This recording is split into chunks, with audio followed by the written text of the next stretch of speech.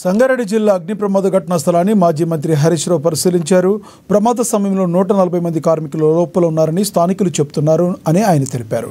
కానీ అధికారులు 8 మంది చనిపోయారు, 26 మంది చికిత్స పొందుతున్నారని చెబుతున్నారంటే 34 మంది ఇంకా ఎంతమంది ఆ శిథిలాల కింద ఉండిపోయారో అర్థం కాని పరిస్థితి ఉందని హరీష్ రావు తెలిపారు.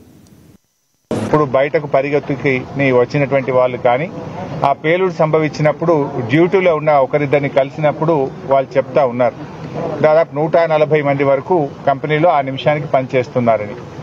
4 అంతస్తుల భవనం కుప్పకూలిపోయింది, కంప్లీట్ స్లాబ్ అంతా కూడా పడిపోయి నేలమట్టం అయిపోయినటువంటి పరిస్థితి ఉంది. ఇప్పటి వరకు అధికారులు చెప్తున్న దాని ప్రకారంగా 8 మంది మరణించారని, దాదాపు 26 మందిని ఆసుపత్రికి తరలించామని అధికారులు చెప్తా ఉన్నారు. మరి 8 + 26 అంటే 34 మంది. అంటే మరి ఇప్పుడు వర్కర్స్ చెప్తున్న దాని ప్రకారంగా 140 మంది కంపెనీలో ఆ నిమిషానికి పనిచేస్తున్నారని. అందులో